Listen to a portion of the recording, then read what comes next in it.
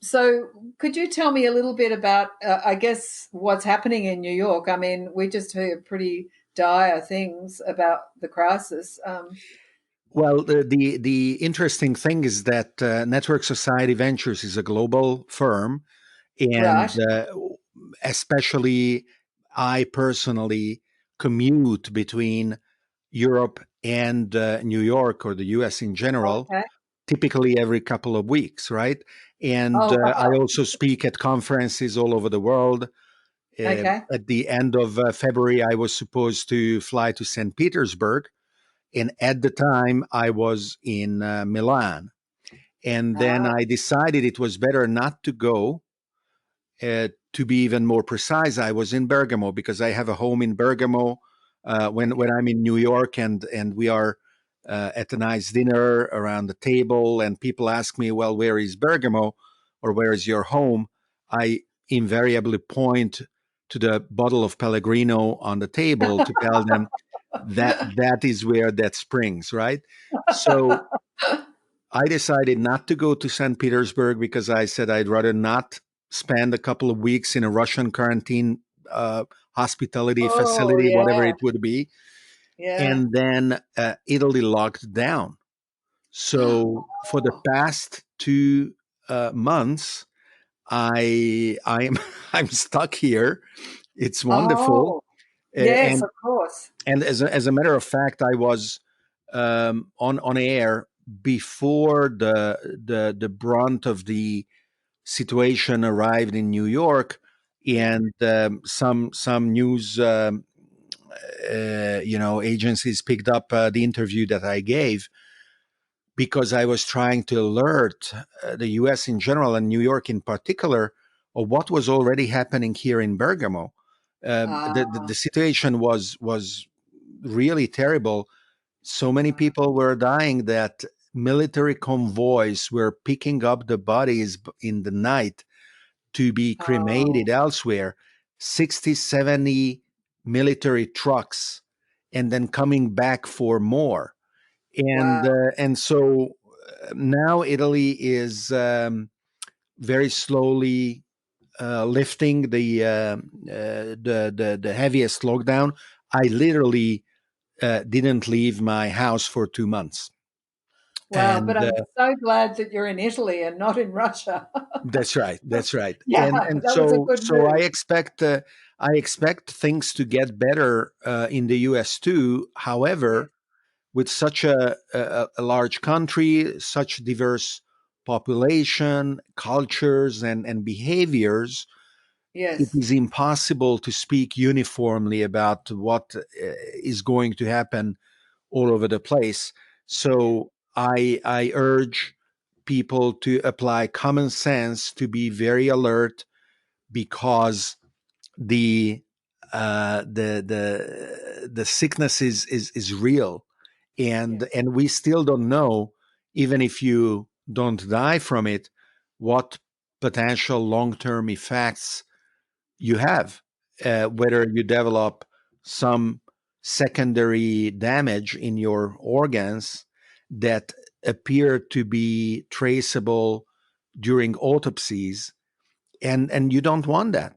And so being alert, wearing masks, washing hands, not being in close quarters with many other people all together, that is common sense that everybody should apply.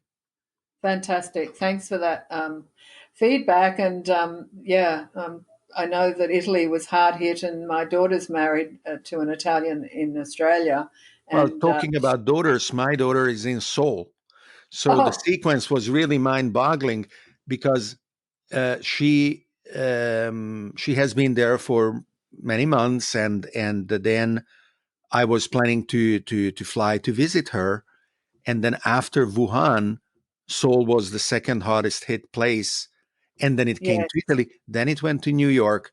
I mean, it was psychologically really confusing, and that is yes, also something that is underestimated, how concrete and heavy the psychological burden is, both because either you work in an environment where people are sick, or you are running the risk of getting sick, or because you knew people that fell severely ill or died, but also the financial consequences on anything that you do. And we are all in the same boat, in the sense that we are exposed to the upheavals that are already here and that are potentially going to be amplified as cascading effects may engulf supply chains and complex systems that can be stopped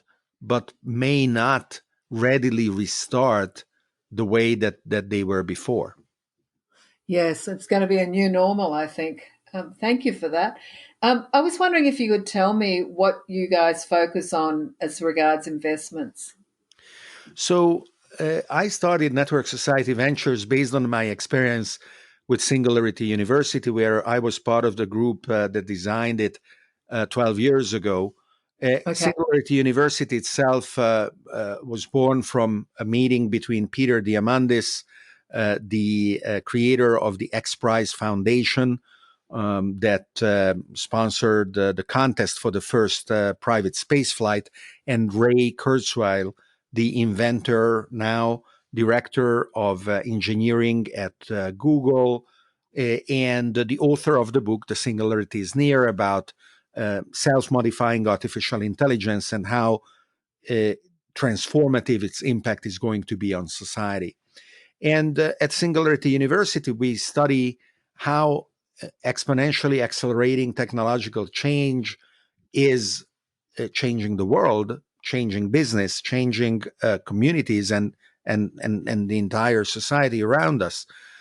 But I was also able to ask myself, what are the consequences if we take all of that for granted? And I concluded many years ago that decentralization was a natural, unavoidable consequence, which we could already observe in many industries independently being transformed by technology going in that direction, whether it is solar in energy, digital manufacturing, hydroponics, synthetic meat, personalized health, peer to peer learning, blockchain and Bitcoin in finance, of course. I published the Network Society Manifesto, and then with partners of mine in New York, we created our investment firm that looks at how the intersection of accelerating exponential technologies and decentralization creates opportunities where startups can thrive, going with the grain of history, going and thriving in an environment that is extremely disruptive, but where they know that the transformation is going to go in their advantage. Great. And so, how have you managed to keep investing like during this period of lockdown so in globally? It is funny because I recently spoke with a colleague, not of our firm, but of another fund in the valley, and he was very proud because just the day before they signed the documents, and he never physically met the founders that were that they were investing in, and wonderful. Hats off, excellent. And of course, it's a very successful and prestigious firm that has been investing for 20 years.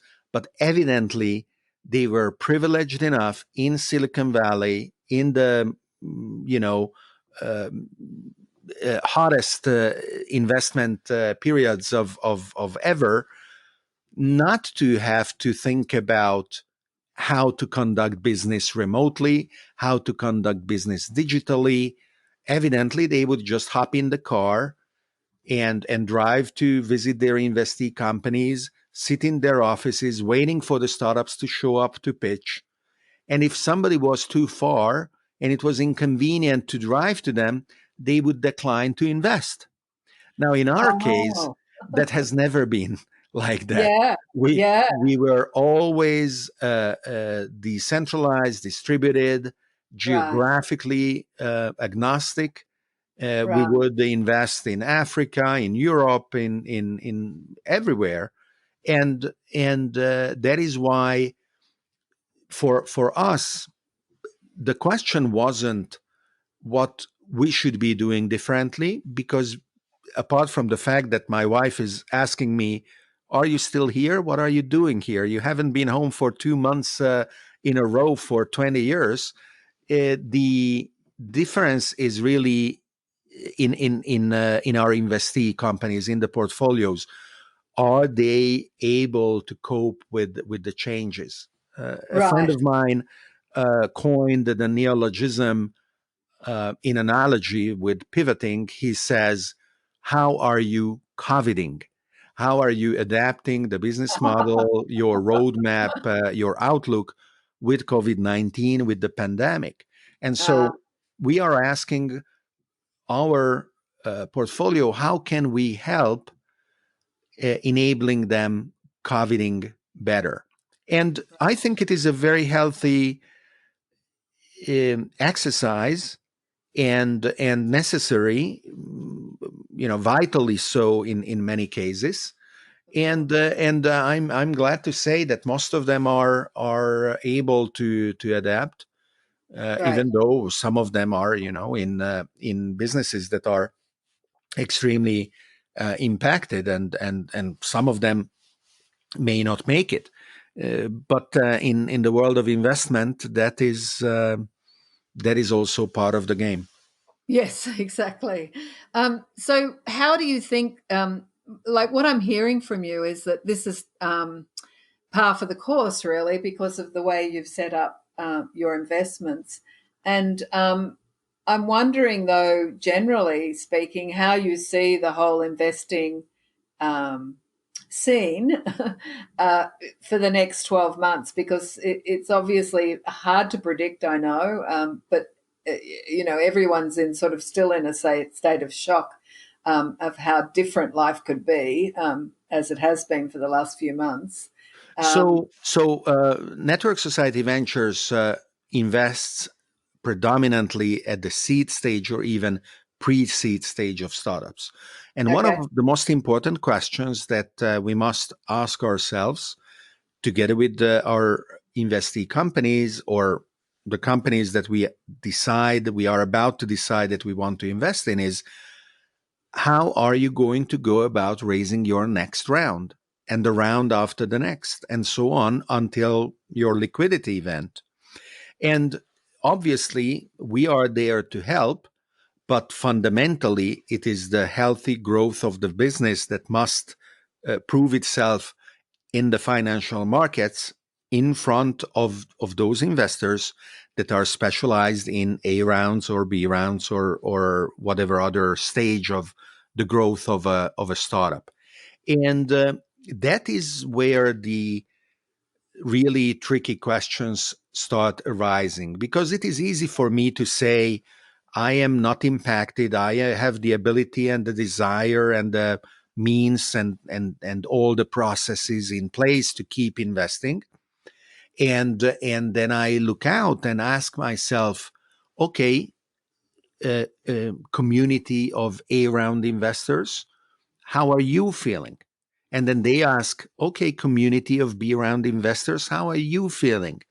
And yes, as soon as at any point one of the components of the virtuous circle stops uh, operating or behaving the way that would be otherwise expected, there is a cascading effect, right, and I could be forced to decide not to invest because of the fear that there would be a difficulty in raising the next round. So typically, we don't lead investments, or if we do like to syndicate. And okay, typically, we are very explicit with the startups to um, make sure that they understand that we are specialized in seed, and it is explicit with not only them but with the next round investors that they may be in conversations with further on, so that there is no negative signal around that at all. But as of right now, we are having internal conversations how to adapt our model and thesis so that we could counteract the potential freezing up of investments at some other stage. So we are looking at our own network to see whether we should be adapting our model and do further investment rounds exactly in order to preserve the investments that we already did. Understood. So, how do you think, like, how do you think we're all going to move forward? The startups, the investors, um, with this this big surprise, this big shock, and then following that, trying to create a new normal. um, what do Yes. you think are the things we need to watch out for, like the dangers? And what do you think at this point do you see the opportunities? So I think it is important that everybody considers not only whether it is possible, but it is desirable to go back to where we were before.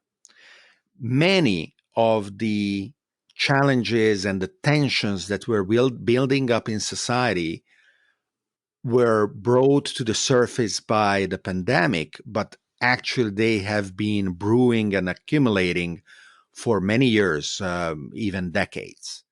And Right. it is the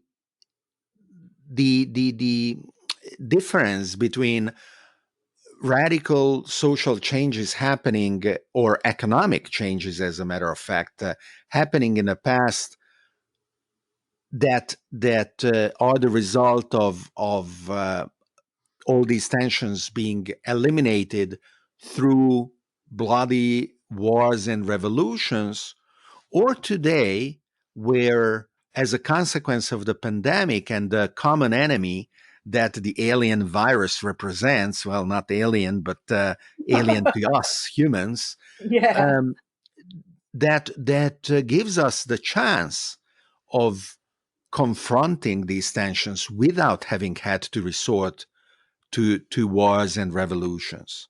So that is the starting point, I think.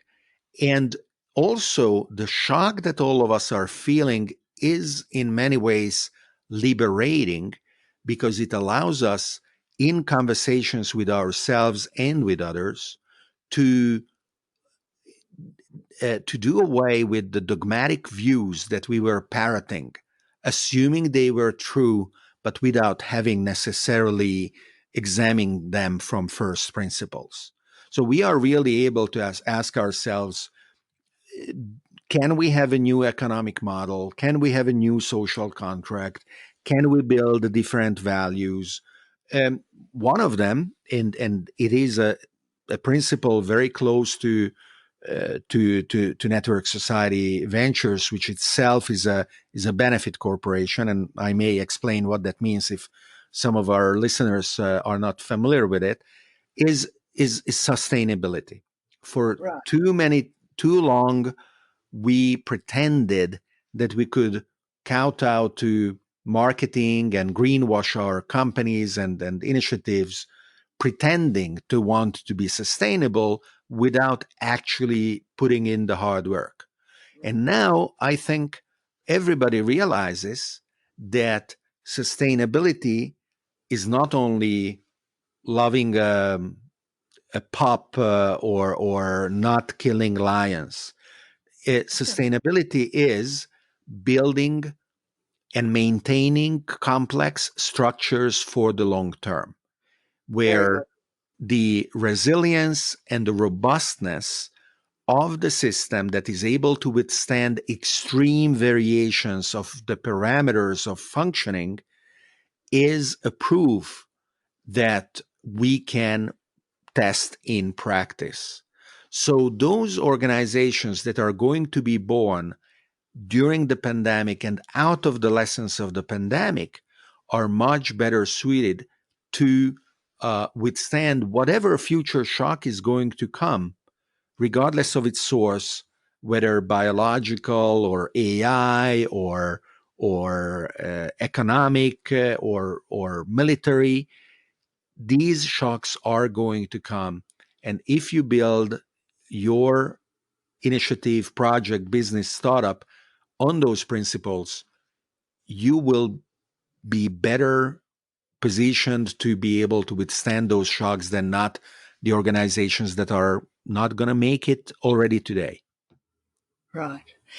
So, one last question.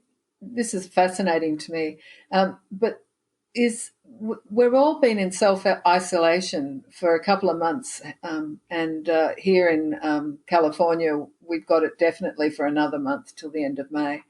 Um, how do you think that's going to affect the ecosystem with people having to spend time by themselves and not have that distraction of and the buzz of other people and other people's ideas and stimulus?